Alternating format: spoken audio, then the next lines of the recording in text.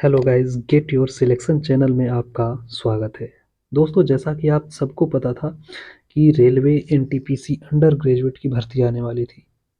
तो ये भर्ती आ चुकी है दोस्तों अब, क्योंकि रेलवे ने अपने 10+2 यानी कि अंडर ग्रेजुएट एनटीपीसी का फुल नोटिफिकेशन जारी कर दिया है। ठीक है, तो हम लोग आज समझेंगे कि इस नोटिफिकेशन में जैसे कि इनके पोस्ट क्या क्या हैं, इनकी अंतिम तिथि कब तक रहेंगी भरने के लिए, उस पद के लिए योग्यता क्या रहने वाली है, आयु उनके लिए क्या है, उनके लिए शुल्क कितना लगेगा और उसके लिए एग्जाम पैटर्न कैसे होंगे, हम इन सभी चीज़ों पर हम लोग आज के इस वीडियो में बातें करेंगे। तो आइए देख लेते हैं क्या क्या चीज़ें इसमें हैं। तो हम लोग सबसे पहले स्टार्ट करते हैं। यहाँ पर देखिए, यहाँ पे तो सबसे पहले आपको मिल जाएगा कि ये जो रेलवे है, रेलवे ने ये भर्ती कब जो है कि सांकेतिक रूप से इसका सूचना दे दिया था। तो ये 4/10/2025 डेट को इसने क्या कर दिया था, संकेत दे दिया था कि भाई हमारी भर्ती आने वाली है। इसके बाद ऑनलाइन इसका कब से शुरू होने वाला है आवेदन, तो 28/10/2025 यानी 28 तारीख से आपका क्या है कि इसका ऑनलाइन फॉर्म स्टार्ट हो जाएगा। इसके साथ साथ अगर हम इसके अंतिम डेट की बात करें तो 27/11 मतलब 27 नवंबर को 23:59 तक आपका समय रहेगा, यानी कि 27 तारीख को लास्ट डेट होने वाला है। उसके साथ साथ अगर किसी का पेमेंट लेट हो रहा है तो उसके लिए 29 तारीख का डेट मिल जाता है। बाकी अगर कोई संशोधन या शुल्क संशोधन के लिए कुछ करना है तो यहाँ पे क्या है कि 30/11 को विंडो खुलेगा जो कि आपके संशोधन के लिए रहेगा। ठीक है ना, करेक्शन कोई अगर कोई मिस्टेक हो गया फॉर्म भरने में तो उसके लिए आपका रहेगा। ठीक है, बाकी अगर हम बात करें आगे तो यहाँ पर इनमें कौन कौन से पोस्ट हैं जरा उसको देख लेते हैं। तो यहाँ पर सबसे पहले आपका पोस्ट कौन सा आ जाता है, तो वाणिज्यिक सह टिकट लिपिक। ये जो है कि देख सकते हैं आप यहाँ पे इसका जो लेवल है ये 3 यानी कि तीसरे लेवल का ये जॉब है, जिसका पेमेंट कितना होने वाला है अगर हम इनिशियल पेमेंट की बात करें तो 21,700 रुपये। ठीक है, 21,700 रुपये इसका क्या है, इनिशियल पेमेंट है यहाँ पे। इसके बाद अगर हम बात करें तो इसमें उम्र कितनी चाहिए, तो 18 से 30 वर्ष की उम्र चाहिए। ठीक है, इसमें रिक्तियाँ कितनी है, तो 2,424 पोस्ट इसके अंतर्गत आ रहे हैं। आगे दूसरा पोस्ट यहाँ पर दिया गया है लेखा लिपिक सह टंकड़। इसमें देखिए क्या है, ये लेवल 2 की जॉब है और इसमें 19,900 इसका क्या है, इनिशियल पेमेंट है। 18 से 30 वर्ष उम्र चाहिए और इसमें 394 पोस्ट खाली है, यानी 394 पोस्ट के लिए ये भर्ती आई है इसमें। तीसरा पोस्ट यहाँ पे है कनिष्क लिपिक सह टंकड़। ये भी लेवल 2 का जॉब है जिसमें 19,900 इसका क्या है, इनिशियल पेमेंट है। 18 से 30 वर्ष उम्र चाहिए, 163 इसका क्या है, वैकेंसी है इसमें। और एक आपका है ट्रेन लिपिक। ट्रेन लिपिक भी आपका क्या है, सेकेंड लेवल की जॉब है। ठीक है, यानी कि दूसरे लेवल की जॉब है। 19,900 इसका पेमेंट होने वाला है इनिशियल। 18 से 30 वर्ष उम्र है और 77 पोस्ट होने वाला है। यानी टोटल अगर हम मिलाएं तो ओवरऑल टोटल कितना हमारा हो जाएगा पोस्ट, तो यहाँ पे हो जाएगा 3,058 पोस्ट के लिए ये अंडर ग्रेजुएट का एनटीपीसी में भर्ती आया हुआ है। हम लोग आगे बढ़ते हैं तो आगे देखिए हमें क्या चीज़ें मिल जाती हैं। तो यहाँ पे दिया गया है कुछ मेडिकल टेस्ट होते हैं। ठीक है ना, तो उस मेडिकल टेस्ट में क्या क्या चीज़ें होनी चाहिए, तो यहाँ पे देखिए शारीरिक तौर से पूर्णतः स्वस्थ होना चाहिए। कोई भी अगर व्यक्ति है, कोई भी स्टूडेंट है तो उसको शारीरिक रूप से पूर्णतः स्वस्थ होना चाहिए, जिसमें कि दृष्टि के लिए बताया गया है कि 6/9 चश्मे के साथ या बिना जो है कि लेंस की क्षमता 2D से अधिक नहीं। ठीक है ना, फिर यहाँ पे क्या रहेगा, निकट दृष्टि दोष। तो उसके निकट दृष्टि दोष के लिए यहाँ पर निकट दृष्टि कितना होना चाहिए, 0.6 का होना चाहिए, चश्मे के साथ या बिना या चश्मे के बिना। ठीक है ना, और रंगीन दृष्टि और दूरबीन दृष्टि, रात्रि दृष्टि, निकट दृष्टि परीक्षण भी आपका होगा उसमें, और उसको भी आपको क्या करना पड़ेगा, उत्तीर्ण करना पड़ेगा। ठीक है, तो यहाँ पर आपके दिए गए हैं कुछ इस तरीके से A3 B3, और ये मतलब मानक चिकित्सा है, यानी कि ये मेडिकल टेस्ट आपके रहेंगे। हम अगर आगे बात करें तो आगे हमें मिल जाता है इनसे संबंधित जो हमें उम्र में छूट मिलने वाली है। हमें उम्र में कितने कितने छूट मिलने वाले हैं, हम उसको ज़रा देख लेते हैं। तो यहाँ पे आप देख सकते हैं कि इसमें जो हमारे समुदाय हैं, अलग अलग समुदाय हैं, जैसे कि अगर हम अनुसूचित जाति और अनुसूचित जनजाति की बात करें तो यहाँ पे क्या हो जाता है, अनुसूचित जाति के लिए यहाँ पे देखिए 5 वर्ष का छूट मिलने वाला है। ठीक है, अनुसूचित जाति और अनुसूचित जनजाति यानी एसटी और एससी, एसटी और SC के लोगों को 5 वर्ष का छूट यहाँ में मिल जाने वाला है। अन्य पिछड़ा वर्ग मतलब इसका कि ओबीसी को कितना, तो 3 वर्ष का छूट मिल जाएगा। इसके साथ साथ अगर यहाँ पे पूर्व सैनिक बल में है और बेंचमार्क दिव्यांग हैं तो इनके लिए 10 वर्ष का छूट मिलता है। बाकी भूतपूर्व सैनिक अनारक्षित हैं और ओबीसी में आपका मतलब ये सभी क्या है भूतपूर्व सैनिक के लिए हैं, तो ये इतने इतने आपके क्या है छूट इसमें उम्र में मिल जाते हैं। बाकी सबसे इंपॉर्टेंट चीज़ यहाँ पे फर्स्ट और सेकंड है कि जो अनुसूचित जनजाति यानी SC ST के हैं 5 वर्ष की छूट, और यहाँ पर अन्य पिछड़ा वर्ग जो कि ओबीसी के हैं उनके लिए 3 वर्ष का छूट यहाँ पे मिल जाने वाला है। हम आगे बढ़ते हैं तो आगे हमें मिल जाता है यहाँ पे इनके फीस के बारे में, यानी कि जो आप अप्लाई करेंगे फॉर्म तो उसके लिए आपको पेमेंट कितना करना पड़ेगा।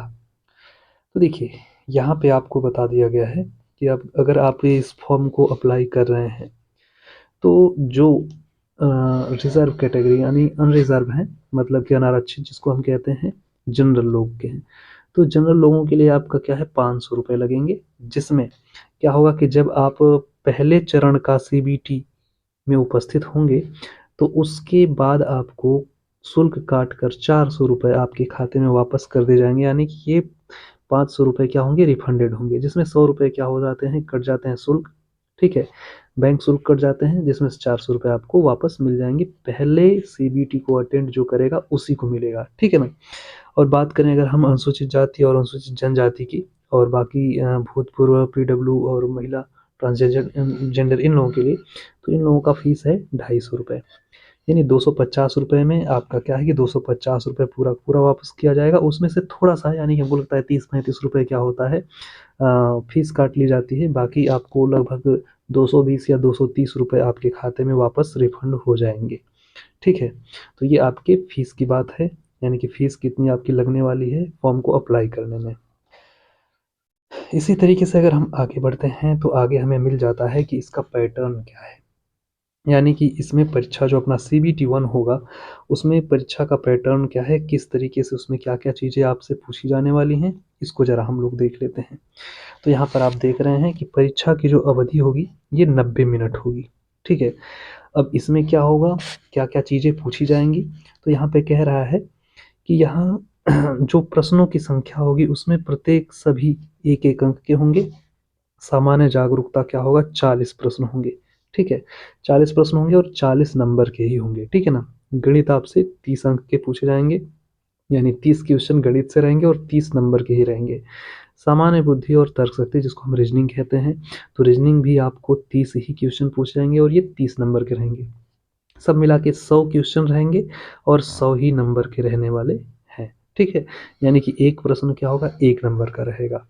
अब आपको टाइमिंग कितना मिलने वाला है, तो टाइम यहाँ पे क्या है 90 मिनट की अवधि मिलेगी। 90 मिनट का मतलब होता है 1 घंटा 30 मिनट, ठीक है ना, 1 घंटा 30 मिनट आपको टाइम मिलेगा। बाकी जो उम्मीदवार स्क्राइब इस्तेमाल करने वाले हैं और एलिजिबल हैं उनके लिए परीक्षा के लिए 120 मिनट मिलता है, ठीक है ना।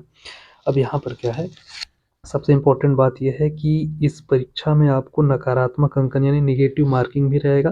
प्रत्येक गलत उत्तर के लिए 1/3 भाग आपका काट लिया जाएगा सही उत्तर में से, ठीक है। तो ये निगेटिव मार्किंग भी आपका इसमें रहने वाला है इसके एग्जाम में। आगे अगर हम बात करें तो आगे अगर हम CBT 2 के लिए बात करते हैं तो CBT 2 भी इसका जो होगा, इस CBT 2 में क्या क्या चीज़ें पूछी जाएंगी ये भी यहाँ पर दिया गया है, ठीक है।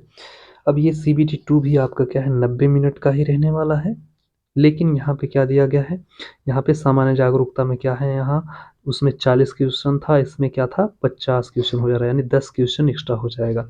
गणित में उसमें 30 क्वेश्चन था लेकिन यहाँ पे 5 क्वेश्चन ज़्यादा रहेगा।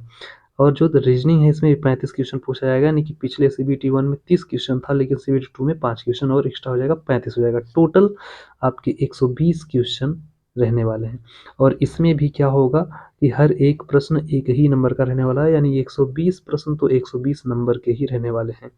यहाँ पर भी नकारात्मक अंकन होगा जिसमें 1/3 भाग आपका काट लिया जाएगा गलत होने पर, ठीक है।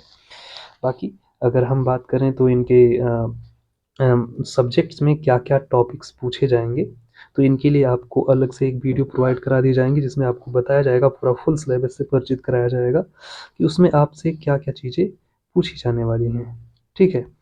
तो इसमें जैसे कि यहाँ पर आपको दे रखा है गणित में क्या क्या है, दशमलव अंक प्रणाली, भिन्न, लघुत्तम समापवर्त, महत्तम समापवर्त, ये सब चीज़ें आपको बताई जाएंगी अलग सी वीडियो में, ठीक है। बाकी अगर हम आगे चलते हैं तो आगे हमें मिल जाता है क्या, तो इनके जो है कि किसके किसके लिए कौन सा आपका सीबीटी आपको देना पड़ेगा या कोई अलग से कोई टेस्ट देना पड़ेगा कि नहीं, हम इसके बारे में जान लेते हैं। पहला पोस्ट जो वाणिज्यिक सह टिकट लिपिक है, ये आपका तीसरे स्तर का यानी कि लेवल 3 का जॉब है, जिसमें पहला जो यानी कि प्रथम सीबीटी होगा ये सबके लिए होगा, सेकेंड वाली सीबीटी भी सबके लिए है। इसमें किसी प्रकार का कौशल परीक्षण नहीं है, ठीक है।